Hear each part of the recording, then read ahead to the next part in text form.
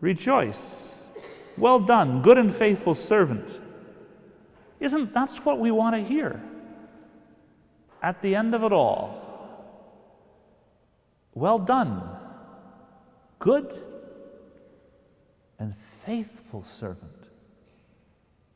You've been a good servant. You know who you are. You know you're not the master. You use well what is there. And faithful servant. You have been faithful. I trusted you, and you have been faithful to my trust. Enter into the joy of your master. You have been faithful over a little, I will set you over much. The Lord gives a reward there to the ones who have been faithful. But the greatest reward is not being set over much, though it is certainly a wise policy that try a person out with a little, and if they do well, give them more responsibility and more. But that's not the point. The key is the joy of the master. And even apart from that, just to hear those words, good and faithful servant. And that's what servants are meant to be, and that's what each of us is. Whatever gift the Lord has given to us. And he who had received the 5 talents came forward, bringing 5 talents more, saying, Master, you delivered me 5 talents. Here I have made 5 talents more. His master said to him, Well done, good and faithful servant. You have been faithful over a little, I will set you over much. Enter into the joy of your master.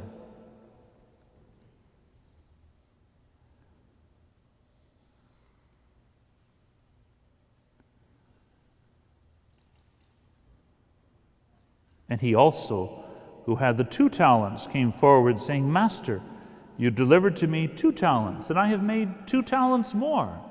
His master said to him, Well done, good and faithful servant. You have been faithful over a little, I will set you over much.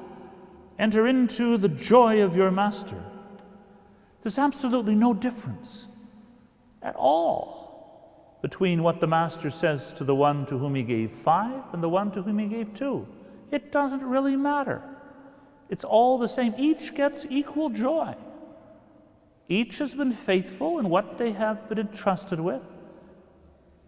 Good and faithful servant. Equal in both. There's a difference to some degree in what they've been given, but that really is irrelevant. So that's one of the reasons we shouldn't get all, looking to the right and looking to the left to see who got what ability and so on. And we can always be so mistaken about that. For one thing, we don't know what talents other people have, and no use getting either envious or disdainful or whatever. This is irrelevant. What matters, it's how we faithfully make use of the gift of the Lord. That's the key. Just to be whatever we receive, a good and faithful servant. Not to betray the master.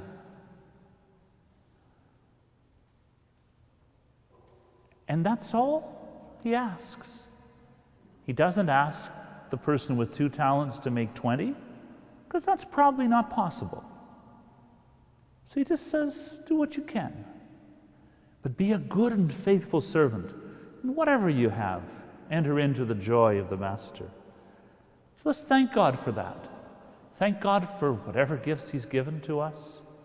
And pray, Lord, help me today, not for my life, just today until I die, every day, help me to be a good and faithful servant.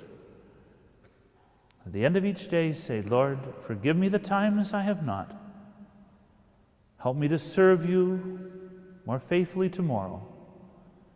Then turn out the light, go to bed, and be at peace. Good conscience. I've done my best. As my dad used to always say, do the best you can with what you've got where you are. That's all the Lord asks of us.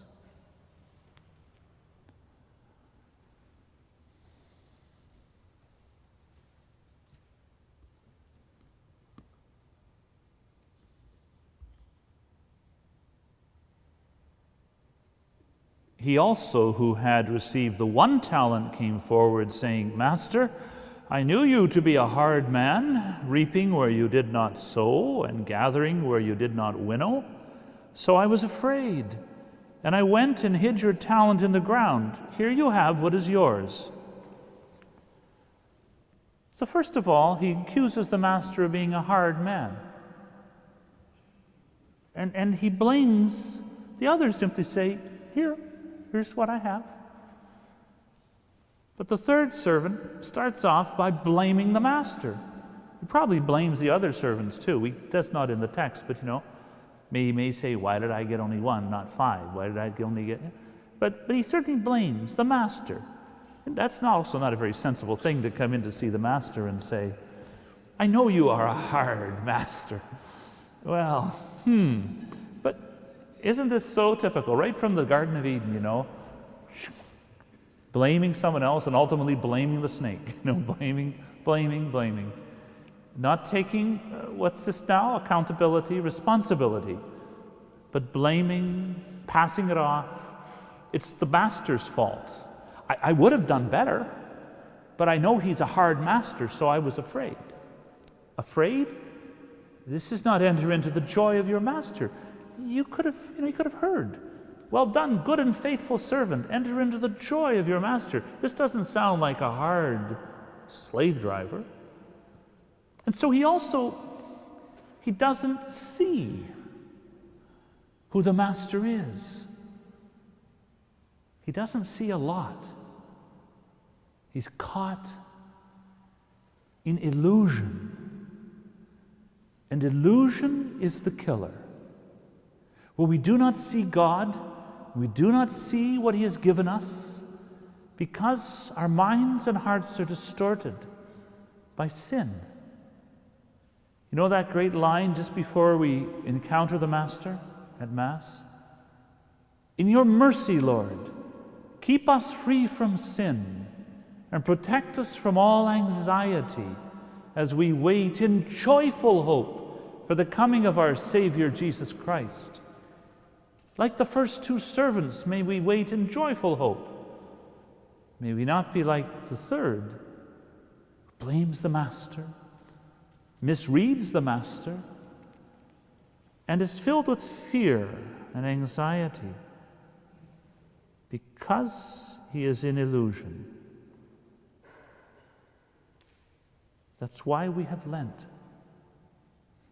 to help us strip away the fog and all that stuff, because it's right from the Garden of Eden, chapter 3 of Genesis, when people, and Adam and Eve are blaming one another and the snake and everything else, and this is the way we are.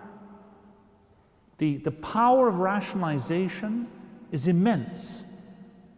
And sometimes, the more talented people are, the more crystal palaces of illusion they can more easily create. And all for what? In our brief journey through this world, we don't really have time for that garbage. And yet here we have it. Master, I knew you to be a hard man, reaping where you did not sow. So what is he, a crook? And winnowing where you did not, and gathering where you did not winnow. So I was afraid, and I went and hid your talent in the ground. Here you have what is yours.